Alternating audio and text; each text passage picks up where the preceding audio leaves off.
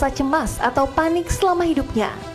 Ya, kecemasan atau panik adalah sebuah reaksi normal yang dirasakan seseorang saat menghadapi suatu masalah yang cukup pelik atau saat dihadapkan pada satu pilihan, di mana ia biasanya akan merasa ketakutan setiap saat dan merasa tak percaya diri. Namun ternyata kepanikan dan juga rasa cemas berlebih bisa cukup mengganggu hidup seseorang bila dirasakan secara terus-menerus dan menjadi sebuah penyakit mental serius yang harus segera ditangani.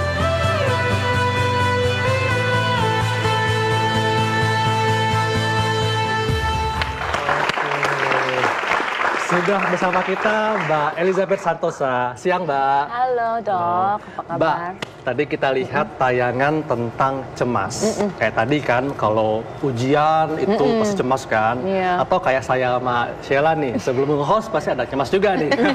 Dan cemas itu memang mungkin semua orang pasti pernah mengalami cemas. Benar. Nah, penonton di sini pasti pernah cemas dong. Pernah nggak? Nah, saya mau nanya nih sama yang cantik baju putih. Nah, Mbak, dengan siapa namanya?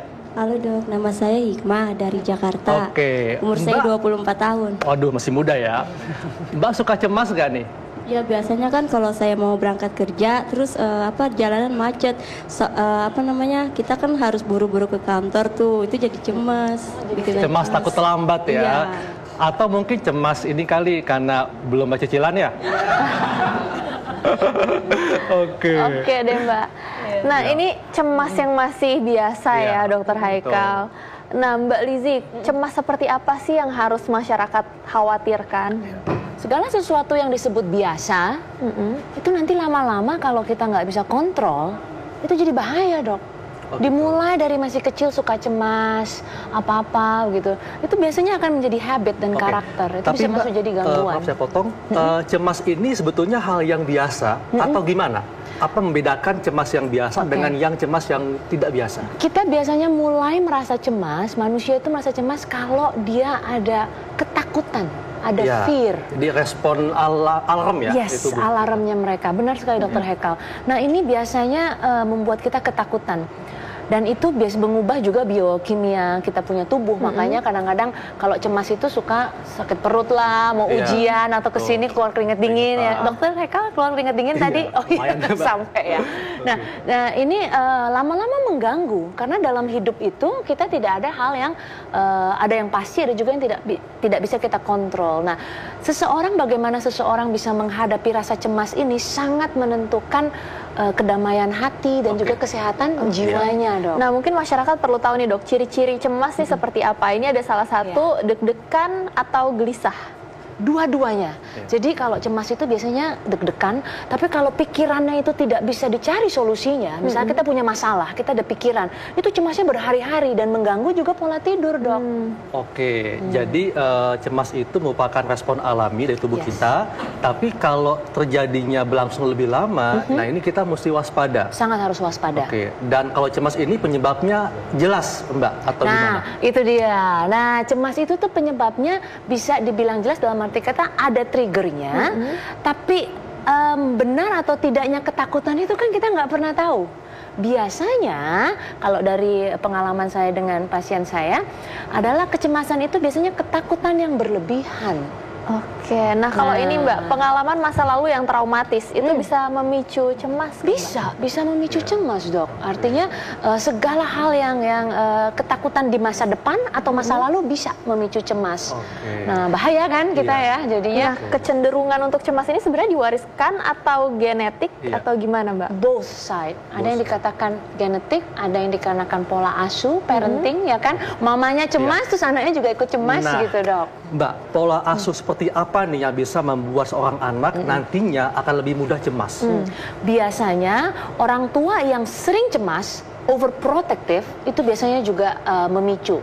Overprotective, overdisiplin. Jadi artinya disiplin tapi terlalu gitu, terlalu strict, perfeksionis. Aduh, anaknya nanti cemas. Aduh, nanti kalau mama marah gimana ya? Dia dipenuhi rasa cemas terus. Jadi sampai gede jadi cemas terus ya, Mbak? Biasanya seperti itu. Ini yang berbahaya, Mbak. Hati-hati, makanya jadi orang tua juga harus bisa overprotective atau juga terlalu strength gitu. Dalam artian membuat anak jadi dalam keadaan di rumah tuh takut. Bikin salah pasti nanti kena omel. normal begitu. Oke, nah perubahan kimia di otak atau neurotransmitter ada gak itu Mbak? Pastinya, tapi nanti kan akan ada dokter saraf yang akan memberitahu hal itu. Oke, iya. Nih, kemudian Mbak, ada orang yang cemas karena kondisi, misalnya nih kondisi lingkungan. Contohnya, misalnya dia sensitif terhadap bau-bauan yang sifatnya kayak apa, menyengat lah, kayak karbon monoksida. Ini bisa juga memicu cemas. Bisa. Jadi begini, tadi kan saya katakan cemas dipicu oleh rasa takut. Nah, rasa takut itu ada yang rasional, artinya benar, ada yang irasional. Ya, artinya ada yang orang takut sama binatang buas, itu rasional. Kita semua juga takut toh ya. Tapi ada yang takut sama semut begitu ya, yang kebanyakan orang tidak merasa takut. Jadi ada yang irasional, ada yang rasional. Oke, kalau gitu cemas yang dikatakan tidak biasa, ini ketakutannya irasional atau rasional, atau bisa keduanya? Biasanya kalau yang sudah masuk gangguan itu, karena kita kan juga secara normal artinya kita tahu yang normal artinya kita tidak boleh ada gangguan cemas. Berarti orang-orang yang punya gangguan kecemasan tinggi, mereka biasanya punya ketakutan yang irasional. Oke, ini penyebab berikutnya nih dok. Terlalu fokus pada gejala fisik kecil dan terlalu mempercayai bahwa hal tersebut akan semakin parah. Disebut pemikiran katastrofik. Benar, itu dia. Semua it start from the mind. The fear is from the mind. Hal-hal yang lain is from the mind. Nah, dalam pemikiran kita itu kadang apa yang kita pikirkan ke depan akan terjadi, kadang belum terjadi. Tapi saat itu individu tidak pernah bisa membedakan mana yang benar dan salah. Disitulah dia punya pemikiran dan keputusan dalam pembuatan, dalam mencari solusi masalah itu juga clouded atau kita katakan tidak clear. Tidak clear ya. Oke, jadi semuanya berawal dari mind, pikiran ya. Mind. Dan tentunya ketika cemas itu akan muncul berbagai reaksi kimia di otak kita. Nah, untuk membahasnya lebih dalam, langsung saja nih kita undang Dr. Ziki Yomana, spesialis saraf. Siang dok. Apa kabar? Dokternya cemas ya? Enggak. Oke.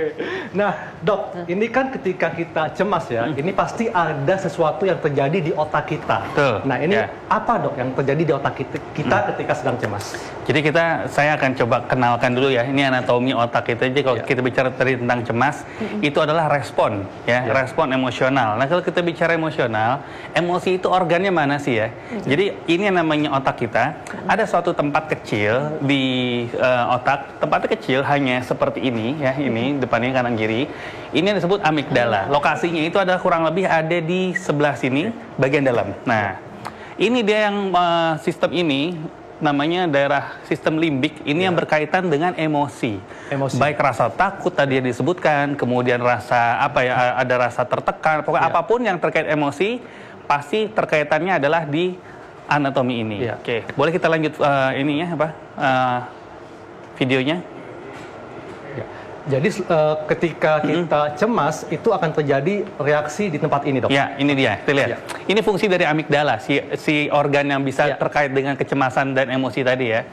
Dia merupakan salah satu bagian dari limbic system, adalah suatu sistem yang terkait dengan emosi seseorang.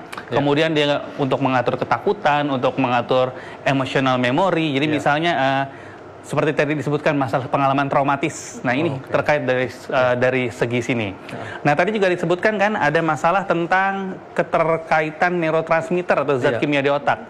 Jadi, sel otak itu berkomunikasi antara satu sel dengan miliaran sel lainnya menggunakan zat kimia. Ketika ada gangguan, otomatis zat kimianya ini akan terganggu. Dan ketika terjadi kecemasan, yang kita pikirkan sebenarnya adalah dua.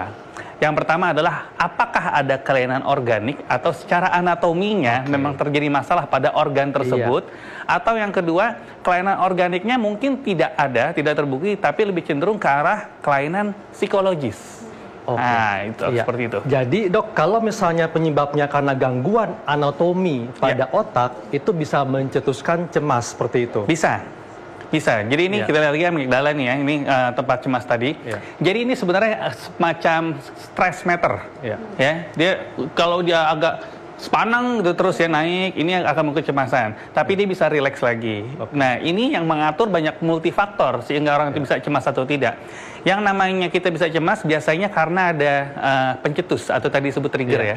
Nah, trigger itu disebut adalah stresor, sesuatu yang membuat stres. Tapi tidak semua orang yang terpapar oleh stresor itu menjadi stres. Ketika orang terpapar dengan stresor itu tapi tidak bisa mengkontrol, itu disebut namanya distress. Atau terganggu. Nah, ini akan mengakibatkan gangguan. Nah, gangguan ini bisa ditangani atau tidak, semua tergantung dari secara fungsi organik atau anatominya terganggu atau tidak, dan secara psikologis dari pola asuh dari kecilnya tadi, seperti itu. Nah, Mbak Lizzie, ini tadi kan kita bicara tentang cemas ya, cemas yang tidak biasa. Nah, tadi Dr. Ziki bilang bahwa kalau ada gangguan pada otak bisa mencetuskan cemas juga. Nah, kalau misalnya nih cemasnya tidak biasa, kemudian ternyata tidak ditemukan gangguan anatomi pada otak, berarti ini sebabnya lebih karena masalah psikologis. Bisa jadi. Seperti itu. Oke. Nah, tapi kalau misalnya dok ya, ternyata ada gangguan pada anatomis yang bisa sebabkan cemas, ini penanganannya berbeda. Penanganannya berbeda. Kita harus memperbaiki dulu kelayanannya tersebut. Contoh pada orang misalnya pasca benturan di daerah samping sini yang nggak jauh dari sini ada amigdala ini bisa beberapa saat setelahnya akan terjadi namanya secondary brain insult. Jadi terjadi perubahan perilaku. Kok sejak dia jatuh dari motor tiba-tiba sekarang jadi agak parno ya, jadi cemas segala macam, itu bisa juga. Meskipun secara anatomi mungkin di CT scan, di MRI tidak tampak kelainan, tapi secara seluler di sini berubah. Bisa jadi. Jadi diperlukan ketelitian dalam mewawancara. Kenapa seseorang ini menjadi cemas? Nah, ini sangat menarik ya. Nah, Mbak Lizzie, ini di dalam praktek Mbak Lizzie seringkah menemui orang yang cemas yang disebabkan karena tadi trauma. Jadi setuju. Kita kan kalau psikolog kita kan harus diagnose dulu kan dari simptomnya. Dan kita lihat kok misalnya kita ada kecurigaan, kok ini contoh ya, terapi nggak berhasil atau kecil sekali perubahannya. Biasanya kita akan refer ke dokter yang lebih ahli kompeten untuk bisa mengetahui jangan-jangan ini dikarenakan organiknya. Jadi psikologinya juga akan sama-sama harus bekerja sama secara beriringan untuk betulin dulu tadi yang rusak begitu kan ya. Lalu juga sama-sama terapi bisa berjalan dengan maksimal kalau itu sudah dibetulkan. Nah, itu dia. Nah, Mbak, kadang-kadang ada gejala cemas yang suka gigit-gigit kuku, terus tangannya bukan aku. Terus sampai tangannya dilipet-lipet, terus yang pokoknya gerakan-gerakan aneh. Itu pernah ditemukan nggak sama Mbak Lizzie? Banyak, apalagi kalau yang udah deket panggung ya dok ya, gitu ya begini-begini gitu ya. Tapi kembali lagi kan manifestasi dari cemas beda-beda. Ada yang keluar keringat dingin, ada yang selalu sakit perut ya dok ya, ada yang langsung sakit kepala atau sini pegal di sini. Jadi banyak macam tergantung dari individu itu. Dan tidak bisa kita katakan bahwa semua harus gigit kuku gitu. Nah itu ada terapi khusus nggak Mbak? Pastinya akan ada nanti relaksasi, tapi nanti juga kita kan juga kan sama-sama nanti ya belajar relaksasi juga. Ditahan dulu Mbak ya. Nah dok, nanti kita akan bahas nih bagaimana cara untuk menangani cemas. Nah sesaat lagi tetap di acara Ayo Dosen.